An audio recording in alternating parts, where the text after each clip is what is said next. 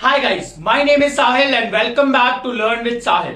आज के वीडियो में हम लोग वर्ब्स के बारे में डिस्कशन करेंगे।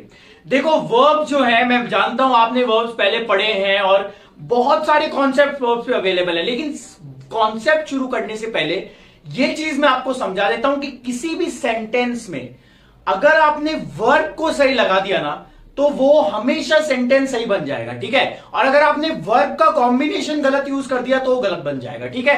तो जिन भी स्टूडेंट्स को सेंटेंस फॉर्मेशन में दिक्कत आती है, मेरा उनसे रिक्वेस्ट रहेगा कि आप वर्ब्स के कॉन्सेप्ट को समझें। आज के लेक्चर में मैं आपको वर्ब से रिलेटेड सबसे इजी कॉन्सेप्ट्स, यानी कैसे आपको वर्ब्स को कंबाइन करना है, क्या कॉन्सेप्ट्स हो सकते हैं, कितने तरीके के वर्ब्स होते हैं, ये सारा पढ़ेंगे, ठीक है। तो चलिए शुरू करते हैं। सबसे पहले वर्ब्स के बारे में बात करते हैं। देखो, जब हम वर्ब्स के बारे में बात करते हैं तो दो तरह के वर्ब्स होते हैं इजी करने के लिए। अब आप यहां पे बहुत से स्टूडेंट्स होंगे बुक में से ऑक्सिलरी वर्ब, स्टैटिक वर्ब। बेटा, जितना कॉम्प्लिकेटेड करोगे ना उतना ज्यादा प्रॉब्लम आएगी समझते वक्त, ठीक है, उतना ज्यादा प्रॉब्लम आएगी यूज करते वक्त। तो कॉम्प्लिकेटेड मत करो, इजी कॉन्सेप्ट पढ़ो, कॉन्सेप्ट को इजी वे में पढ़ो, उसको यूज करो ज्यादा, क्योंकि अप्लाई करना सबसे डिफिकल्ट पार्ट है, पढ़ना डिफिकल्ट पार्ट नहीं है। आपको आ जाएगा, लेकिन आप जब उसे यूज करोगे तो आपके दिमाग में वो क्लिक ही नहीं होगा। तो इसी के लिए मैं इजी कॉन्सेप्ट बता रहा हूं, इन्हीं पे ध्यान दो। कोई डिफिकल्ट वर्ड, स्टैटिक, ऑक्सिलरी सब भूल जाओ आज से पहले, ठीक है। अब देखो, वर्ब जो है वो दो तरीके के होते हैं। पहले होते हैं हमारे हेल्पिंग वर्ब्स, ठीक है। पहले कौन से होते हैं? Helping verbs, clear. अब हेल्पिंग वर्ब्स को हम पूरे चैप्टर में एचवी के नाम से यूज करेंगे, क्योंकि एचवी हमारा शॉर्ट फॉर्म हो जाएगा, ठीक है। हर बार हम बड़ा बड़ा नहीं लिख सकते। और दूसरे जो होते हैं वो होते हैं हमारे मेन वर्ब्स, ठीक है। पहले होते हैं हेल्पिंग वर्ब्स और दूसरे होते हैं मेन वर्ब्स। इनको हम लोग एमवी लिखेंगे। यहां पे एचवी लिख रहे हैं, यहां पे एमवी लिखेंगे, ठीक है। अब देखो, हेल्पिंग वर्ब और मेन वर्ब्स में क्या करना है। देखो, जब मैं आपको दोनों के बारे में समझाऊंगा, अलग अलग करके हम लोग पढ़ेंगे, लेकिन आपको ये चीज समझनी है कि सेंटेंस के अंदर आप हमेशा इन दोनों का कॉम्बिनेशन यूज करते हैं, ठीक है। हो सकता है दोनों का कॉम्बिनेशन आए, हो सकता है कोई एक अकेला आ जाए, हो सकता है, मतलब देखो, डिपेंड किस पे करेगा कि किस तरह का सेंटेंस बना रहे हैं, ठीक है। तो अगर हमको सेंटेंस की बात करें तो हो सकता है एक सेंटेंस में हेल्पिंग वर्ब भी आ जाए, मेन वर्ब भी आ जाए। हो सकता है एक सेंटेंस के अंदर खाली हेल्पिंग वर्ब आ जाए, और हो सकता है एक सेंटेंस के अंदर खाली मेन वर्ब आ जाए, ठीक है। तो तीन केसेस बनते हैं। क्या बनते हैं? सब्जेक्ट लग सकता है, सब्जेक्ट के बाद हेल्पिंग वर्ब लग सकता है, हेल्पिंग वर्ब के बाद मेन वर्ब लग सकता है, केस नंबर 1। दूसरा क्या हो सकता है? सब्जेक्ट लग सकता है, सब्जेक्ट के बाद डायरेक्टली मेन वर्ब लग सकता है और उसके बाद कुछ नहीं, ठीक है। और तीसरा केस क्या हो सकता है? सब्जेक्ट के बाद में हेल्पिंग वर्ब लग सकता है और साथ में कुछ नहीं आ गया। तो ये तीन केसेस हमारे बनते हैं जो आपको समझने हैं, और इन तीन केसेस को यूज करते हुए हम सारे हेल्पिंग वर्ब्स और मेन वर्ब्स पढ़ेंगे, ठीक है। तो ये तीन केसेस आप समझ लो।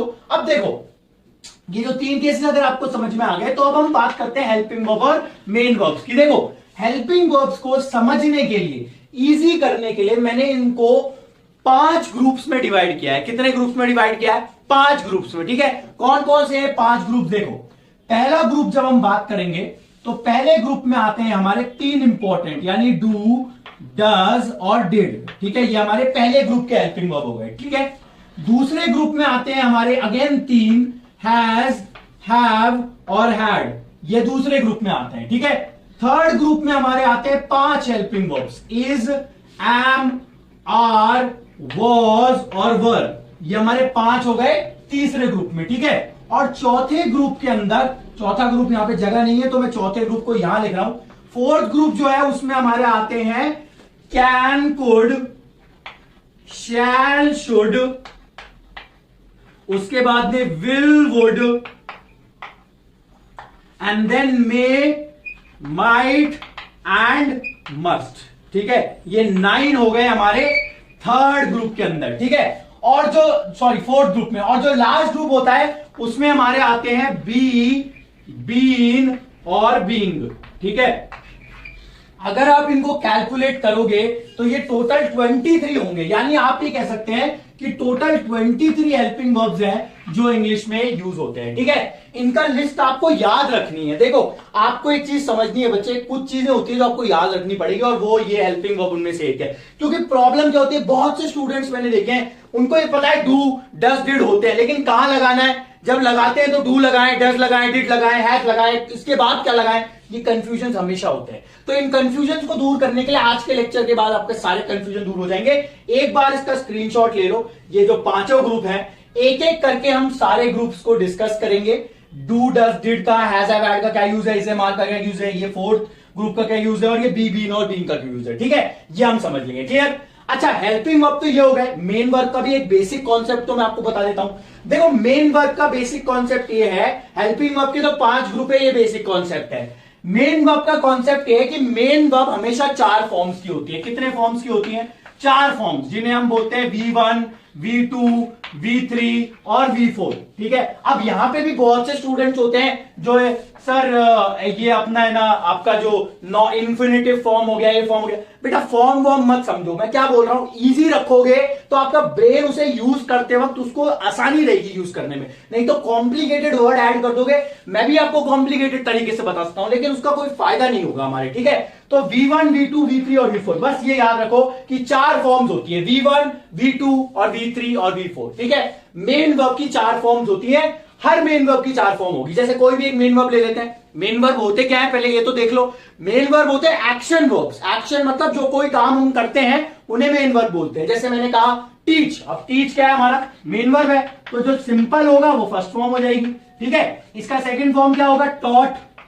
ठीक है, थर्ड फॉर्म भी इसका टॉट ही होगा, और फोर्थ फॉर्म होगा इसका टीचिंग। क्लियर। ऐसे 4 फॉर्म्स बनते हैं सारे वर्ब्स के, जितने भी मेन वर्ब बनेंगे उनके 4 फॉर्म बनेंगे। एक चीज ध्यान रखनी है, नॉर्मल फॉर्म फर्स्ट फॉर्म होती है और आईएनजी वाली फॉर्म फोर्थ फॉर्म होती है। ये आपको ध्यान रखना है, नॉर्मल फॉर्म तो फर्स्ट फॉर्म होगी और फोर्थ फॉर्म हमेशा आईएनजी वाली होगी। क्लियर। तो ये बेसिक है जो मैंने आपको बताया, हेल्पिंग वर्ब और मेन वर्ब। अब हम एक एक करके इनको डिटेल में पढ़ेंगे कि डू डज डिड में क्या होगा, हैज हैव हैड में कैसे करेंगे, इज एम आर को कहां यूज करेंगे, इन सबको कहां यूज करेंगे, इसको कहां यूज करेंगे, और V1, V2, V3, V4 इनका क्या काम है। ठीक है, एक बार इसका स्क्रीनशॉट ले लो, फिर हम आगे बढ़ते हैं। चलिए, तो अब एक एक करके एक एक ग्रुप हेल्पिंग वर्ब का हम डिस्कस करते हैं। एक एक ग्रुप, जो हमने 5 ग्रुप बनाए थे, उनको एक एक करके डिस्कस करेंगे। उस ग्रुप को डिस्कस करने से पहले एक कॉन्सेप्ट और मैं आपको समझा देता हूं। देखो, जितने भी मेन वर्ब्स होते हैं, जैसे मैंने क्या कहा था, 4 फॉर्म्स होती है, V1, V2, V3 और V4। ठीक है, मैंने आपको ये कहा था कि ये जो मेन वर्ब है, ये हेल्पिंग वर्ब के साथ भी यूज हो सकते हैं और अकेले भी यूज हो सकते हैं। ठीक है, तो मैं आपको एक ट्रिक बता रहा हूं, ये हमेशा काम करेगी, कोई एक्सेप्शन नहीं है, तो इस चीज को याद रखो। अगर हम बात करें चारों फॉर्म्स की, यानी V1, V2, V3 और V4, इनमें से आपको एक चीज ध्यान रखनी है, V2 एक अकेली फॉर्म है जो कि हमेशा अकेली आएगी, यानी इसके साथ में आप कभी भी हेल्पिंग वर्ब का यूज नहीं कर सकते। V2 के साथ में क्या नहीं कर सकते, हेल्पिंग वर्ब का यूज नहीं कर सकते। कोई सा भी हेल्पिंग वर्ब हो, V2 हमेशा अकेला आएगा। ठीक है, ये आपको ध्यान रखना है। V1 जो है वर्ब की फर्स्ट फॉर्म है, वो अकेली भी आ सकती है और उसके साथ में हेल्पिंग वर्ब भी आ सकता है। ठीक है, यानी ये अकेली भी आ सकती है V1, और हेल्पिंग वर्ब भी इसके साथ में आ सकता है, दोनों केसेस बन सकते हैं। ठीक है, थर्ड और फोर्थ फॉर्म एक ऐसी फॉर्म है जो बिना हेल्पिंग वर्ब के नहीं आएगी, यानी आपको इस केस में हेल्पिंग वर्ब आप यहां पे यूज करना ही करना पड़ेगा। ठीक है, एरो का मतलब है कि आप नहीं कर सकते हो, और टिक का मतलब है आप कर सकते हो, और एरो का मतलब क्रॉस का मतलब है आप नहीं कर सकते हो। ठीक है, मैंने क्या कहा, फर्स्ट फॉर्म हेल्पिंग वर्ब के साथ भी आ सकती है, बिना भी आ सकती है। ठीक है, सेकंड फॉर्म कभी भी हेल्पिंग वर्ब के साथ नहीं आएगी। थर्ड फॉर्म और फोर्थ फॉर्म हमेशा हेल्पिंग वर्ब के साथ ही आएंगे, अकेले नहीं आएंगे। ठीक है, इनका एग्जांपल मैं आपको छोटे छोटे देता हूं। देखो, V1 को एक एग्जांपल देते हैं। मैंने कहा I teach English, I teach English, इसमें क्या आ रहा है, फर्स्ट फॉर्म आ रही है, तो अकेली आ रही है फर्स्ट फॉर्म, तो मैंने क्या कहा था, फर्स्ट फॉर्म अकेली भी आ सकती है। अब हेल्पिंग वर्ब के साथ कैसे आएगी वो भी देख लो। I do not teach English, I do not teach English, इसमें क्या हो रहा है, डू आ रहा है ना हेल्पिंग वर्ब, मैंने क्या कहा था, ग्रुप याद रखने, डू आ रहा है हेल्पिंग वर्ब, तो डू के साथ में फर्स्ट फॉर्म आ रही है, यानी कि फर्स्ट फॉर्म अकेली भी आ सकती है और विद हेल्पिंग वर्ब भी आ सकती है और विदाउट हेल्पिंग वर्ब भी आ सकती है। ठीक है, अकेली भी आ सकती है और हेल्पिंग वर्ब के साथ भी आ सकती है। Second form, I taught English, ये बिना हेल्पिंग वर्ब के आ रहा है, आप कभी भी सेकंड फॉर्म के साथ कोई भी हेल्पिंग वर्ब नहीं लगा सकते, ये ध्यान रखना है आपको। ठीक है, सेकंड फॉर्म हमेशा अकेली आएगी और वो सिंपल पास्ट टेंस बनाएगी। टेंसेस का वीडियो अगर नहीं देखा हो तो जाके देख लेना, इजीएस्ट एक्सप्लेनेशन दिया है मैंने, एक अलग फॉर्म में एक्सप्लेनेशन दिया है जो आपको मदद करेगा कॉन्सेप्ट्स और सेंटेंस बनाने में। ठीक है, सेकंड फॉर्म समझ में आ गया।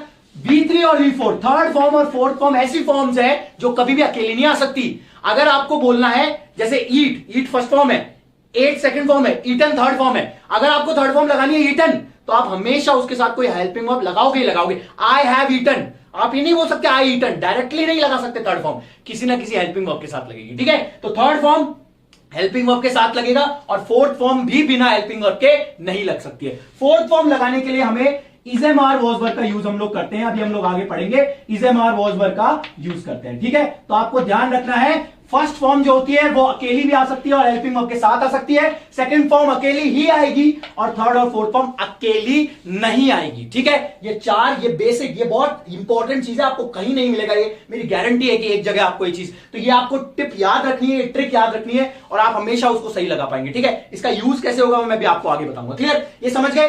अब आ जाओ एक एक करके वो सारे हेल्पिंग वर्ब्स के बारे में बात करते हैं जो हमने ग्रुप्स के बारे में बात की थी। पहला ग्रुप जो था हमारा वो था डू, डज और डिड। ठीक है, डू, डज और डिड। अब देखो डू, डज और डिड की जब हम बात करेंगे आपको ये चीज समझनी है, जो मैंने 5 हेल्पिंग वर्ब्स के ग्रुप आपको दिए थे उनमें से कुछ ग्रुप्स ऐसे होते हैं जो हेल्पिंग वर्ब की तरह भी यूज हो जाते हैं और मेन वर्ब की तरह भी यूज हो जाते हैं। ठीक है, कुछ वर्ब्स उनमें से ऐसे हैं जो हेल्पिंग वर्ब की तरह भी यूज हो जाते हैं और मेन वर्ब की तरह भी हो जाते हैं। उनमें से डू, डज, डिड पहला ग्रुप है जो हेल्पिंग वर्ब की तरह भी यूज होगा और मेन वर्ब की तरह भी यूज होगा। कैसे होगा, कब होगा, कैसे करेंगे उसको यूज, कब हेल्पिंग वर्ब, कब मेन वर्ब, वो अभी समझते हैं। देखो, जब हम डू, डज, डिड की बात करते हैं मैंने क्या कहा, 2 तरीके से यूज होगा। एक तो ये यूज होगा एज हेल्पिंग वर्ब, ठीक है, एज एचवी, क्लियर, और दूसरा ये यूज होगा एज एमवी यानी एज अ मेन वर्ब। ठीक है, अब देखो जब ये हेल्पिंग वर्ब की तरह यूज होगा, मैंने क्या कहा था, हेल्पिंग वर्ब की तरह यूज होगा, उसके बाद मेन वर्ब आएगा, मेन वर्ब आएगा ना हेल्पिंग वर्ब के बाद। मेन वर्ब तो 4 फॉर्म की तो होती है, कोई भी मेन वर्ब हो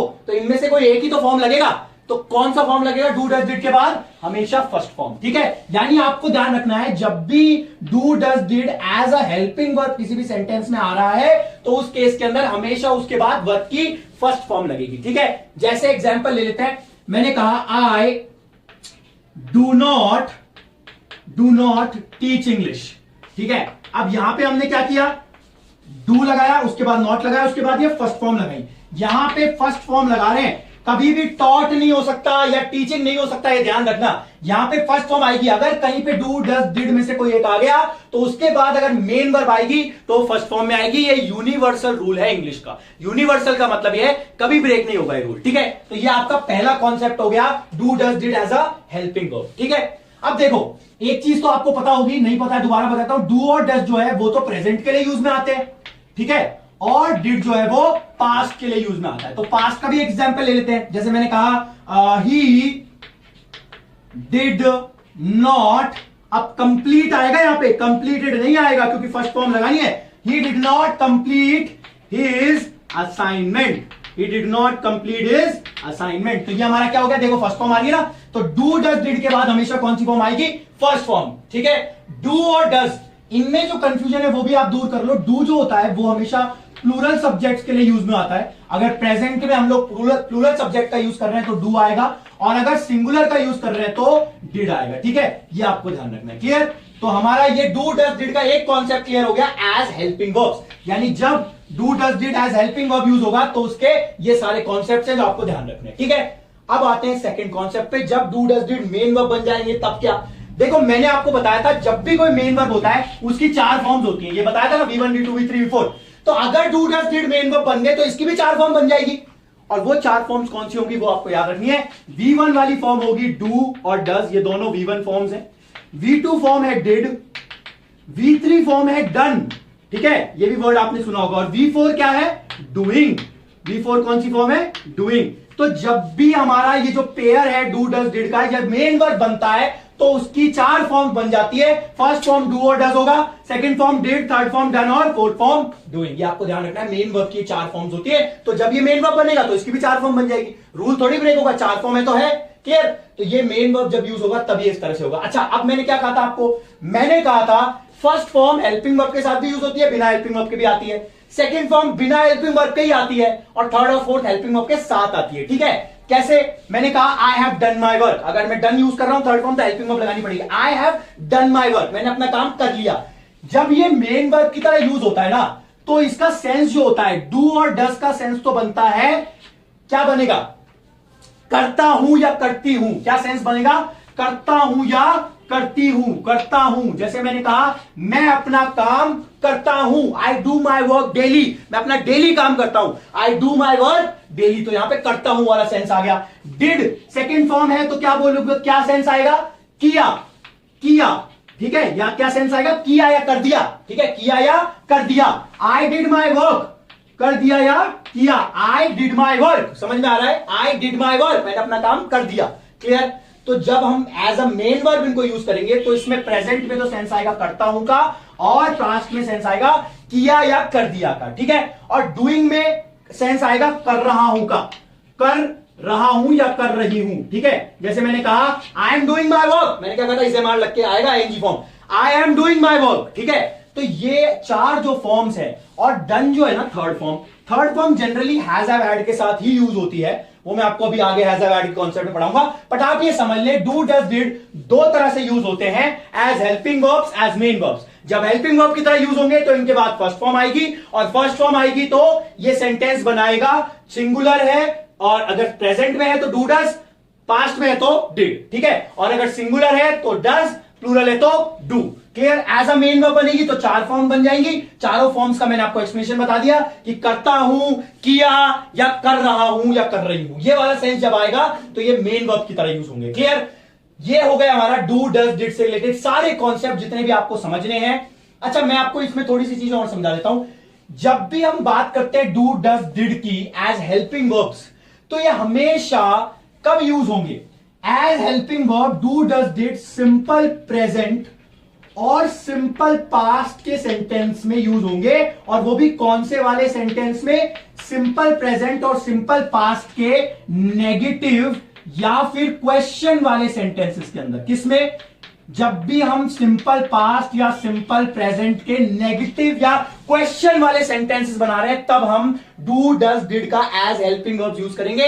अगर आपको ये कॉन्सेप्ट नहीं पता है टेंसेस में, मैंने ऑलरेडी ये पूरा कॉन्सेप्ट डिटेल में समझा रखा है, उसको जाके एक बार देख लें तो आपको कॉन्सेप्ट क्लियर हो जाएगा। ठीक है। यहां पे देखोगे तो ये कौन सा टेंस है, डू आ रहा है, सिंपल प्रेजेंट टेंस का नेगेटिव सेंटेंस है ये, आई डू नॉट टीच इंग्लिश, और ये सिंपल पास्ट टेंस का नेगेटिव सेंटेंस है। ठीक है। ऐसे ही सवाल वाले बनाओगे तब भी सिंपल पास्ट और सिंपल प्रेजेंट के क्वेश्चन वाले सेंटेंसेस में भी हम डू डज और डिड का यूज करेंगे। ठीक है। तो डू डज डिड का हेल्पिंग वर्ब की तरह कहां यूज होता है बता दिया, और जब मेन वर्ब की तरह होता है तब कहां होता है वो भी मैंने आपको बता दिया। तो ये सारे कॉन्सेप्ट्स हैं डू डज डिड से रिलेटेड। अब एक बार आप इनका स्क्रीनशॉट ले लें, फिर हम अगले हेल्पिंग वर्ब के ग्रुप पे चलते हैं, अगले ग्रुप पे चलते हैं जो है हैज हैव हैड। चलिए इसका ले लीजिए स्क्रीन। अब बात करते हैं सेकंड ग्रुप यानी हैज हैव हैड की। ठीक है। हैज हैव हैड को बात करने से पहले डू डज डिड का एक रिकैप बता देता हूं। मैंने बताया था डू डज डिड दो तरह से यूज होते हैं, हेल्पिंग वर्ब और मेन वर्ब की तरह। ठीक है।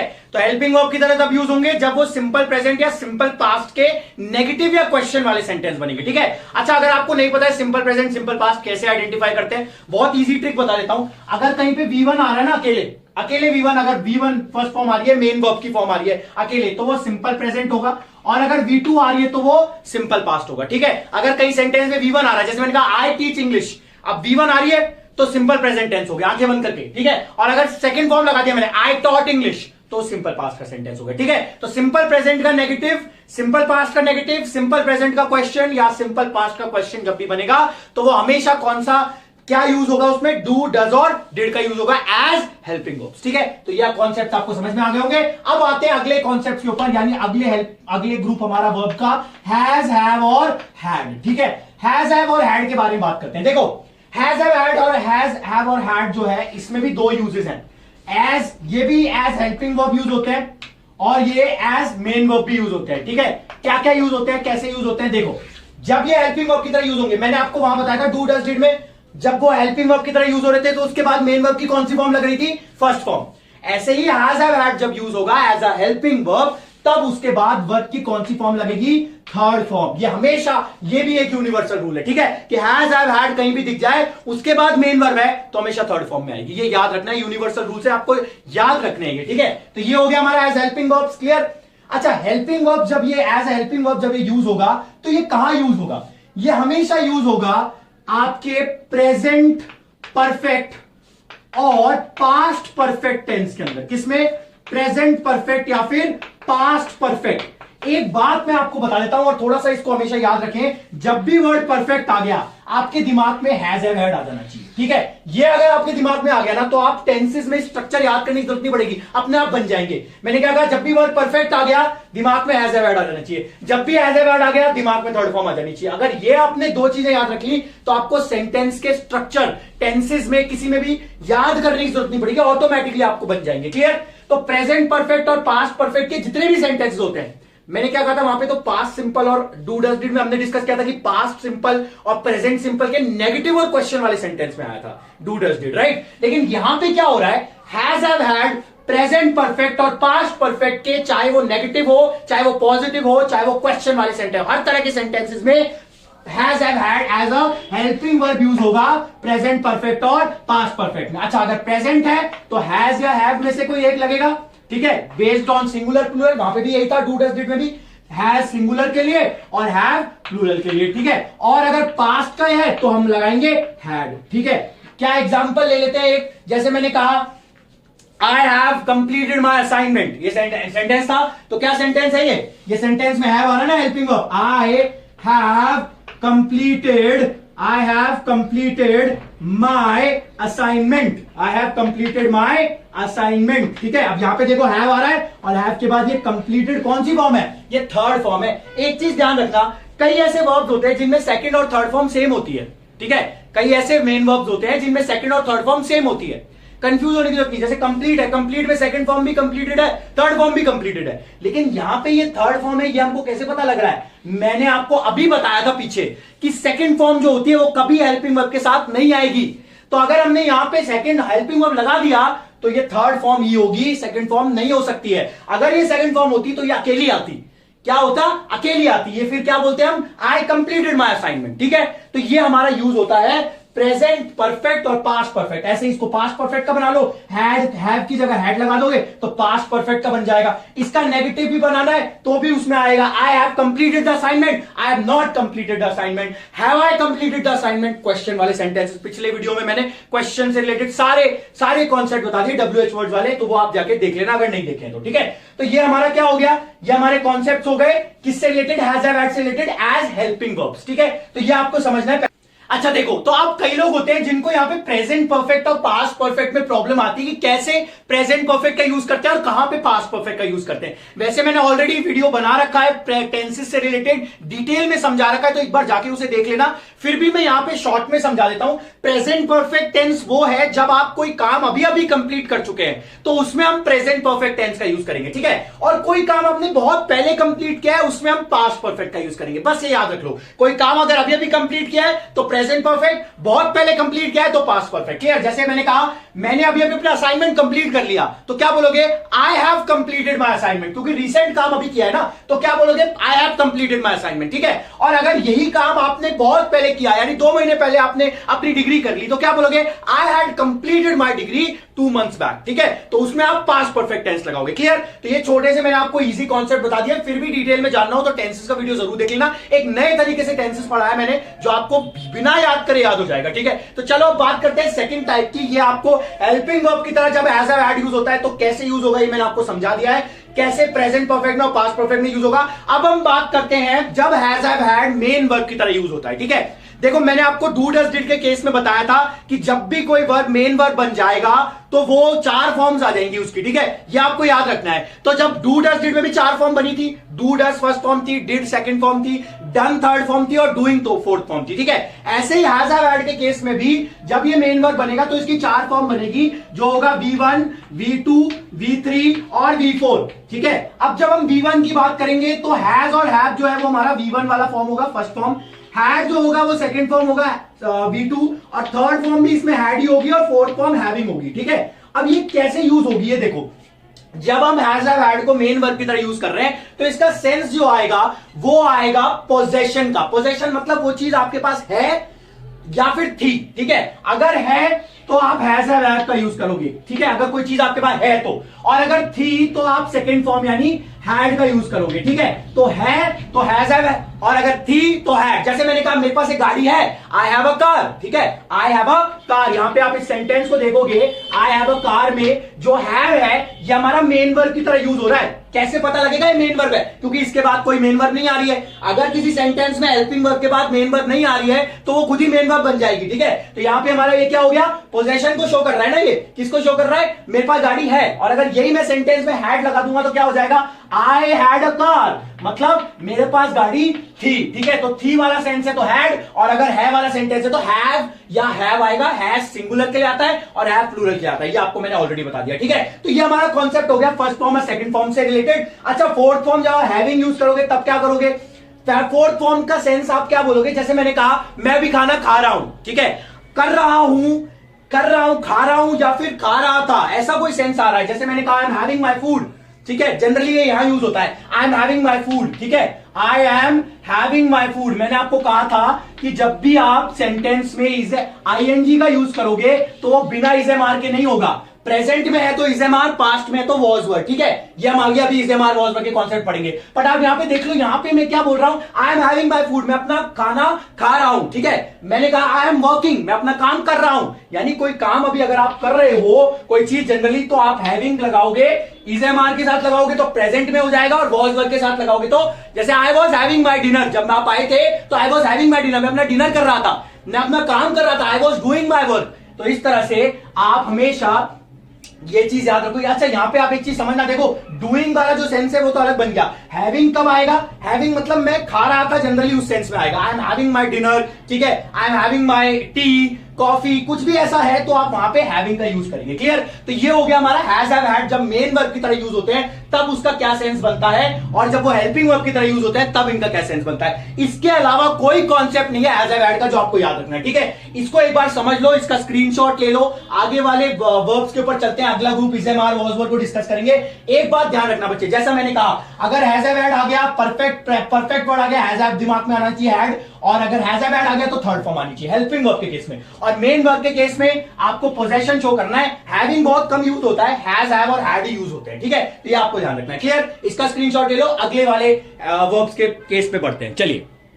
चलिए तो अब बात करते हैं हमारे तीसरे ग्रुप यानी इज़ेमार, वॉज वर्ब की, ठीक है। डू, डज, डिड से रिलेटेड सारे कॉन्सेप्ट बता दिए, हैज, हैव, हैड से रिलेटेड बता दिए। अब इज़ेमार, वॉज वर्ब पे आ जाओ। देखो इज़ेमार, वॉज वर्ब की जब हम बात करेंगे तो इज, एम, आर, वॉज और वर्ब, ठीक है। यहां पे आपको ध्यान रखना है, इज़ेमार जो है वो तो हमारे प्रेजेंट के लिए यूज में आते हैं, और जो वॉज वर्ब है ये हमेशा किसमें यूज आते हैं? पास्ट के अंदर, ठीक है।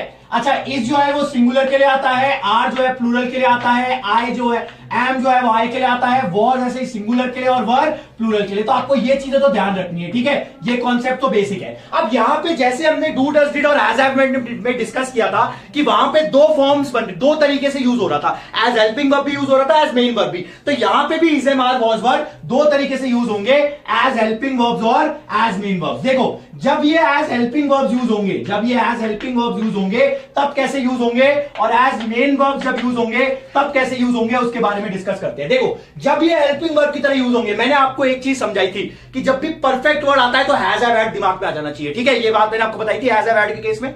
ऐसे ही इज़ेमार के केस में आपको ध्यान रखना है, जब भी आपके दिमाग, जब भी कॉन्टिन्यूअस वर्ड आ जाता है, यानी कहीं पे भी आपने कॉन्टिन्यूअस वर्ड सुन लिया, present continuous, past continuous, future continuous, present perfect continuous word सुनते ही आपके दिमाग में क्या आ जाना चाहिए? आईएनजी फॉर्म आ जानी चाहिए, ठीक है। क्या आ जाना चाहिए? कॉन्टिन्यूअस फॉर्म सुनते ही आपके दिमाग में आईएनजी फॉर्म यानी फोर्थ फॉर्म ऑफ वर्ब आ जानी चाहिए, ठीक है। और जैसे ही आपके दिमाग में फोर्थ फॉर्म आई तो आपके दिमाग में तुरंत इज़ेमार, वॉज वर्ब आ जाना चाहिए। यानी एक रूल आपको ध्यान रखना है, यूनिवर्सल रूल, बिना आईएनजी के कॉन्टिन्यूअस नहीं बनेगा और बिना इज़ेमार, वॉज वर्ब के आईएनजी नहीं लगेगा, ठीक है। तो ये आपको दो रूल याद रखने हैं। मैं दोबारा रिपीट कर रहा हूं, बिना कॉन्टिन्यूअस, बिना आईएनजी आए कॉन्टिन्यूअस नहीं बन सकता, ठीक है। और बिना इज़ेमार, वॉज वर्ब आए ये नहीं लग सकता, आईएनजी फॉर्म नहीं लग सकता, ठीक है। तो अगर कॉन्टिन्यूअस बनाना है तो आईएनजी लगाना पड़ेगा, आईएनजी लगाना है तो इज़ेमार, वॉज वर्ब में से कोई एक लगाना पड़ेगा, ठीक है। अब क्या होता है, जब हम हेल्पिंग वर्ब की तरह इज़ेमार, वॉज वर्ब को यूज करते हैं तब हम दो टेंसेस में यूज करते हैं इसको। पहला होता है प्रेजेंट कॉन्टिन्यूअस और दूसरा होता है पास्ट कॉन्टिन्यूअस, ठीक है। प्रेजेंट कॉन्टिन्यूअस और पास्ट कॉन्टिन्यूअस, ये दो टेंसेस होते हैं जिनमें हम लोग यूज करते हैं इज़ेमार, वॉज वर्ब का एज हेल्पिंग वर्ब्स, ठीक है। बहुत आसान है, आप लोगों में पढ़ा होगा। प्रेजेंट कॉन्टिन्यूअस कोई काम अभी चल रहा है, पास्ट कॉन्टिन्यूअस कोई काम चल रहा था, ठीक है। जैसे मैंने कहा मैं पढ़ा रहा हूं तो आई एम टीचिंग, आई के साथ एम लगेगा, ऊपर बताया मैंने, और उसके बाद में आईएनजी फॉर्म लगी तो आई एम टीचिंग हो गया। ऐसे ही पास्ट में बोलोगे तो क्या हो जाएगा? आई वॉज टीचिंग हो जाएगा, ठीक है, पास्ट के अंदर क्या हो जाएगा, आई वॉज टीचिंग हो जाएगा। क्लियर? तो इस तरह से आप जब भी प्रेजेंट कॉन्टिन्यूअस या पास्ट कॉन्टिन्यूअस के जितने भी सेंटेंस बनेंगे, चाहे वो पॉजिटिव सेंटेंस हो, नेगेटिव हो या क्वेश्चन वाला हो, उसमें आपको is am are was verb को एज हेल्पिंग वर्ब यूज होता है और उसके साथ में वर्ब की कौन सी फॉर्म आती है, फोर्थ फॉर्म यानी आईएनजी फॉर्म। ठीक है, ये इजी है, आप इसको याद रखो, ये कॉन्सेप्ट आपको दिमाग में रहने चाहिए। ठीक है, अब आ जाओ एज मेन वर्ब्स। ये थोड़ा सा कंफ्यूजन है, कंफ्यूजन नहीं कहूंगा बट गलत लोग यूज कर देते हैं। क्या होता है, देखो जब हम is am are was verb को एज मेन वर्ब्स यूज करते हैं तब आपको वो 4 V1 V2 V3 V4 वाला कॉन्सेप्ट नहीं समझना। ठीक है, यहां पे एक कॉन्सेप्ट अलग आएगा जो मैं आपको समझा रहा हूं, प्लीज अच्छे से समझना। अभी तक हम ये समझते आए थे कि मेन वर्ब जब बनेगा तो 4 फॉर्म बनेगी। यहां पे हम उस कॉन्सेप्ट को डिस्कस नहीं कर रहे हैं, हम इसके अलावा एक और कॉन्सेप्ट डिस्कस करेंगे जो इंपॉर्टेंट है, जो आपको याद रखना है। ठीक है, जब is am are was verb एक मेन वर्ब की तरह यूज होते हैं तब वो सेंस देते हैं या तो है या था का। किसका? या तो है या फिर था। अगर है तो इज एम आर में से आएगा, ठीक है, और अगर था तो वॉज वर्ब में से आएगा। ठीक है ना, जैसे मैंने कहा फॉर एग्जाम्पल मैं एक सेंटेंस बोलता हूं। अच्छा, इसके अंदर एक चीज और समझेंगे, जैसा मैंने कहा मेन वर्ब आएगा तो उसके बाद में ये अगर मेन वर्ब बन गया तो इसके बाद में कोई मेन वर्ब थोड़ी आएगा अगर इज एम आर बन गया तो। जैसे मैंने कहा आई एम अ टीचर, ठीक है, आई एम अ टीचर, यहां पे देखोगे ये सब्जेक्ट है, एम क्या है, एक मेन वर्ब है। मेन वर्ब क्यों है? क्योंकि इसके बाद कोई मेन वर्ब नहीं आ रही है, टीचर कोई मेन वर्ब नहीं है। ठीक है, तो यहां पे ये एम क्या बन गया, मेन वर्ब बन गया। क्लियर? सेंस क्या आ रहा है, मैं एक टीचर हूं, है या हूं, मतलब दोनों में से कोई एक आप कर सकते हो, आई होगा तो हूं, ठीक है, या तो है या हूं। ठीक है, आई एम अ टीचर, मैं एक टीचर हूं। क्लियर? जैसे मैंने कहा he is intelligent, he is intelligent, वो इंटेलिजेंट है, वो इंटेलिजेंट है। तो जब भी हम ऐसा सिनेरियो बन रहा है जब हमारे सब्जेक्ट की क्वालिटी को बताया जा रहा है, यानी सब्जेक्ट के बारे में बताया जा रहा है और है या हूं वाला सेंस आ रहा है, तब is am are was verb as a help main verb आएंगे। ठीक है, इज एम आर यहां पे आ गया। वॉज वर्ब का एग्जांपल भी ले लेते हैं। जैसे मैंने कहा मैं एक टीचर था, आई वॉज अ टीचर, मैं एक टीचर था, आई वॉज अ टीचर, यहां पे एम की जगह क्या आ जाएगा, आई वॉज अ टीचर। ठीक है, ऐसे ही मैंने कहा वो बहुत इंटेलिजेंट था, ही वॉज वेरी इंटेलिजेंट। ठीक है, he was very intelligent. Clear? तो यहां पे क्या था, वो बहुत इंटेलिजेंट था, वो बहुत इंटेलिजेंट है। तो जब भी, अब यहां पे देखो बात क्या हो रही है, सब्जेक्ट जो है हमारा उसी की तो क्वालिटी बताई जा रही है या उसी के बारे में तो बताया जा रहा है। तो जब भी हम सब्जेक्ट के बारे में बताते हैं या उसकी कोई क्वालिटी के बारे में बताते हैं तब हम is am are was verb को एज मेन वर्ब यूज करते हैं। अगर प्रेजेंट के बारे में बताएंगे तो इज एम आर आएगा और पास्ट के बारे में बताएंगे तो वॉज वर्ब आएगा। ये आपको कॉन्सेप्ट ध्यान रखना है। Is am are was verb के कॉन्सेप्ट बहुत इंपॉर्टेंट है, ये वाला स्पेशली बहुत इंपॉर्टेंट है। क्यों? क्योंकि ये गलत यूज हो जाता है। ठीक है, आपको ध्यान रखना है, यहां पे आपने कोई मेन वर्ब नहीं लगाया तो ये ऑटोमेटिकली खुद ही मेन वर्ब बन गया। क्लियर? तो ये हो गया हमारे is am are was verb के कॉन्सेप्ट। जब हेल्पिंग वर्ब की तरह बनेगा तो प्रेजेंट कॉन्टिन्यूअस पास्ट कॉन्टिन्यूअस में आएगा, और जब मेन वर्ब बनेगा तो है या हूं का सेंस आएगा प्रेजेंट में और था का सेंस आएगा पास्ट में। बात किसकी होगी? सब्जेक्ट की क्वालिटी या सब्जेक्ट के बारे में बताया जा रहा है। ठीक है, तब हम इसका as a main verb use करेंगे। क्लियर? तो ये हमारे कॉन्सेप्ट हो गए is am are was verb के। अब इसका स्क्रीनशॉट ले लो, फिर हम अगले वाले पे बढ़ेंगे जो बहुत इंपॉर्टेंट है, कैन कुड शैल शुड। एक टेबल मैं आपको दूंगा जो आपके बहुत काम आएगी और कहीं मिली नहीं होगी ये टेबल। अभी आप इसका पहले स्क्रीनशॉट लो। चलिए आगे बढ़ते हैं। चलिए गाइस, अब बात करते हैं हमारे अगले ग्रुप की जिसमें 9 वर्ब्स हैं। 9 वर्ब्स आपके सामने लिखे हैं, can, could, shall, should, will, would, may, might, must. इन सारे वर्ब्स को हम मॉडल्स कहते हैं। ठीक है, आपने ये वर्ड सुना होगा मॉडल्स। अच्छा, एक चीज आपको ध्यान रखनी है, अभी तक हमने जितने ग्रुप पढ़े, 3 पढ़े हमने, पहला do does did, second has have had और तीसरा is am are was verb. इन तीनों ग्रुप्स के अंदर हमने 2 यूज पढ़े थे, एक हेल्पिंग वर्ब की तरह हो गया था और एक मेन वर्ब की तरह हो गया था। लेकिन आपको ध्यान रखना है, मॉडल्स एक अकेले ऐसे ग्रुप है जिसके अंदर ये वर्ब्स कभी भी मेन वर्ब की तरह यूज नहीं हो सकते, यानी कभी भी अकेले नहीं आएंगे सेंटेंस में। इनके साथ एक मेन वर्ब आएगा और वो भी फिक्स है। वो कौन सी फॉर्म का आएगा? फर्स्ट फॉर्म का आएगा। ठीक है, तो आपको ये यूनिवर्सल रूल याद रखना है कि इन सब के बाद में वर्ब की हमेशा कौन सी फॉर्म आएगी? फर्स्ट फॉर्म आएगी। ठीक है, ये आपको ध्यान रखना है। क्लियर? मॉडल्स का मैंने डिटेल्ड वीडियो बना रखा है, अगर आप में से किसी ने नहीं देखा है तो प्लेलिस्ट जाके चेक कर ले, आपको उसमें सारे कॉन्सेप्ट मिल जाएंगे इन सब से रिलेटेड। फिर भी मैं आज आपको जो कॉन्सेप्ट पढ़ा रहा हूं वो एक अलग तरीके का कॉन्सेप्ट है। उसमें हम लोग क्या कर रहे हैं, ये एक टेबल मैंने आपके सामने बनाई है। ठीक है, अब आप ये समझ लो कि मॉडल्स ये 5 चीजों को बताते हैं। क्या बताते हैं? पहला एबिलिटी या कैपेसिटी को, दूसरा परमिशन, तीसरा रिकमेंडेशन, चौथा पॉसिबिलिटी और पांचवा रिक्वेस्ट। ठीक है, अगर आपको एबिलिटी या कैपेसिटी बतानी है तो आप कैन का यूज करोगे प्रेजेंट की एबिलिटी कैपेसिटी बताने के लिए, और पास्ट में कुड का यूज करोगे। ठीक है, जैसे मैंने कहा आई कैन टीच इंग्लिश, ये मेरी प्रेजेंट एबिलिटी हो गई। आई कुड स्पीक इन फ्रेंच, मैं फ्रेंच में बोल सकता था, भाई मेरे में अभी एबिलिटी नहीं है, पहले मेरे में थी वो एबिलिटी। ठीक है, तो कैन का यूज प्रेजेंट की एबिलिटी को और कुड का यूज पास्ट की एबिलिटी को। ठीक है, अच्छा इसके बाद में मैंने आपको क्या कहा, कोई सा भी मॉडल हो फर्स्ट फॉर्म आएगी। आई कैन टीच, देख लो फर्स्ट फॉर्म आ रही है। आई कुड टीच, अगेन देखो फर्स्ट फॉर्म आ रही है। I could speak, first form आ रही है। क्लियर, तो ये आपको याद रखना है, ये यूनिवर्सल रूल है, फॉर्म हमेशा फर्स्ट ही आएगी। ठीक है, इनके बाद क्लियर। परमिशन लेने के लिए क्या होगा, परमिशन में अगर आप कैजुअल परमिशन ले रहे हो, आप जनरली बोलते थे हम कैन आई कम इन, गलत नहीं होता, ये कैजुअल परमिशन है। ठीक है, अगर आप फॉर्मल लेना चाहते हो तो क्या बोलोगे, मे आई कम इन, क्या मैं अंदर आ जाऊं। ठीक है, अब ये यस और नो वाला सवाल है, मैंने पिछले वीडियो में आपको WH वर्ड्स पढ़ाए हैं, सवाल कैसे पूछते हैं, कैसे उनका स्ट्रक्चर होता है, डिटेल में पढ़ा रखा है, नहीं आता है तो जाके एक बार देखिएगा। क्लियर, तो जब आपको परमिशन लेनी है, कैजुअल ऐसे ही ले रहे हो तो कैन आई, और अगर फॉर्मल लेना चाहते हो तो मे आई कम इन, मे आई ड्रिंक वाटर, जो भी परमिशन लेनी है। ठीक है, ऐसे ही थर्ड आ गया रिकमेंडेशन, अगर आपको रिकमेंड करना है कुछ कि भाई आपको ये चीज करनी चाहिए। ठीक है, अब दो तरह की रिकमेंडेशन हम यहां पढ़ रहे हैं, एक तो होती है मॉडरेट, ये वर्ड है मॉडरेट। ठीक है,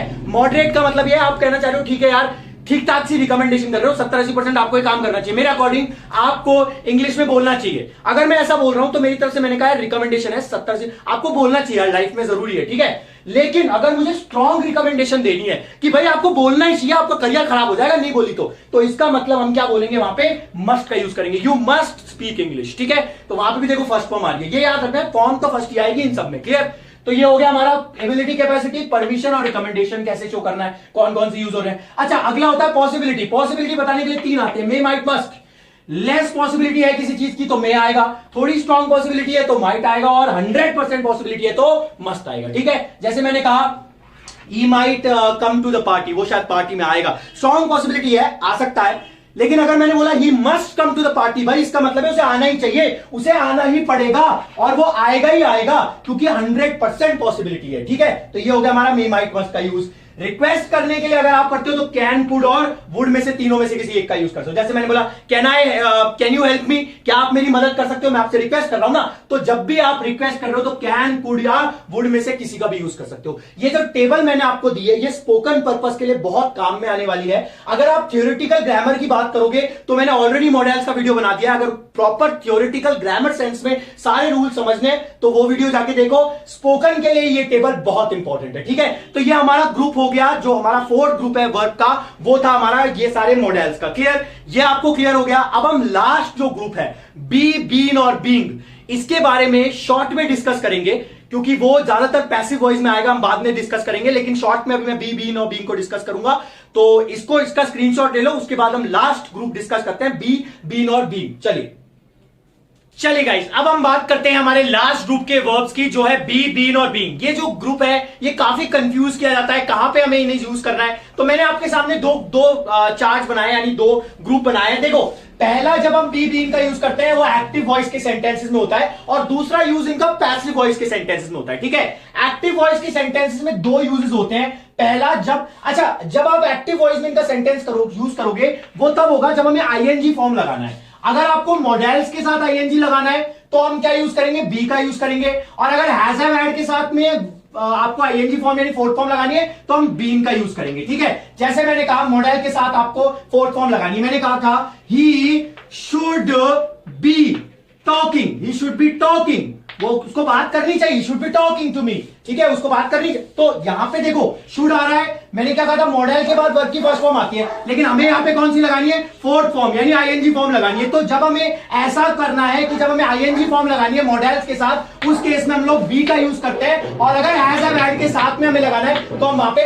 बीन का यूज करेंगे। ठीक है, ये आपका पहला यूज है। दूसरा यूज देख लेते हैं। पहला यूज मैंने आपको बता दिया बी, बीन और बीइंग का, जिसमें से बी और बीन जो है वो एक्टिव वॉइस में यूज होते हैं, और जब मॉडल्स के साथ आपको आईएनजी लगानी है तो बी का यूज करोगे, और अगर हैज हैव हैड के साथ में आईएनजी लगाना है तो आप बीन का यूज करोगे। ठीक है, बीन का एक एग्जांपल मैं दे देता हूं। जैसे मैंने कहा I have been studying since morning. ठीक है, I have been studying since morning, तो ये एग्जांपल हो गया। क्लियर, ये समझ में आ गया आपको एक्टिव वॉइस का। पैसिव वॉइस की बात करेंगे। चलिए देखो अब जो दूसरा यूज है बी बीन और बीन के ग्रुप में वो है पैसिव वॉइस के लिए। पैसिव वॉइस की जब हम बात करते हैं तो बी बीन और बीन तीनों यूज होते हैं। मैंने पैसिव वॉइस का ऑलरेडी एक डिटेल वीडियो बनाया, उसमें सारे एक्सप्लेनेशंस हैं, तो वो जाके एक बार देख लेना। पैसिव वॉइस के सारे कॉन्सेप्ट क्लियर हो जाएंगे।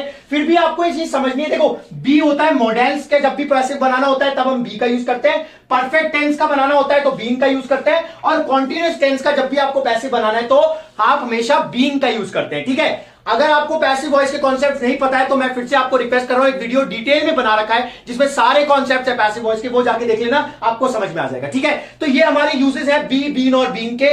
एक्टिव वॉइस में कब यूज होता है, पैसिव वॉइस में कब यूज होता है। एक्टिव वॉइस में वैसे मैंने आपको बताया था, देखो हैज अ हैड के बाद में थर्ड फॉर्म आती है, लेकिन फोर्थ फॉर्म लगाने के लिए बीन का यूज कर रहे हैं। मॉडल्स के बाद में फर्स्ट फॉर्म आती है, लेकिन फोर्थ फॉर्म लगाने के लिए बी का यूज कर रहे हैं। ठीक है, तो ये हमारे कॉन्सेप्ट्स हो गए जिसके थ्रू हमने पूरे चारों आज 5 ग्रुप्स हमने आज पढ़े वर्ब्स के, और मैंने सारे कॉन्सेप्ट जितने भी वर्ब्स कवर होते हैं, मेजर इंपॉर्टेंट वर्ब्स से सारे कवर कर दिए हैं। एक बार इस वीडियो को दोबारा देखो, रिपीटेटिव मोड पे देखो, मैं आपको बार बार समझा रहा हूं वर्ब सबसे इंपॉर्टेंट है। ठीक है, अगर आप वर्ब सीख गए, आप टेंसेस सीख जाएंगे, मॉडल सीख जाएंगे, और सब्जेक्ट वर्ब एग्रीमेंट यानी मेजर चैप्टर्स आपको सेंटेंस फॉर्मेशन में दिक्कत नहीं आएगी। ठीक है, इनको प्रैक्टिस करते रहो, आने वाले वीडियोस में मैं और कॉन्सेप्ट दूंगा। वीडियो अच्छा लगा हो तो लाइक करें गाइस, चैनल को सब्सक्राइब करें, keep supporting. I hope you are liking the content. अगर कोई भी डाउट्स है, कुछ भी क्वेरीज है, reach out to me, comment कर सकते हो, नंबर प्रोवाइडेड है, व्हाट्सएप कर सकते हो। And I hope you are liking it. Thank you so much, see you in the next class. कल मिलते हैं। Thank you so much, take care, bye bye, thank you, take care.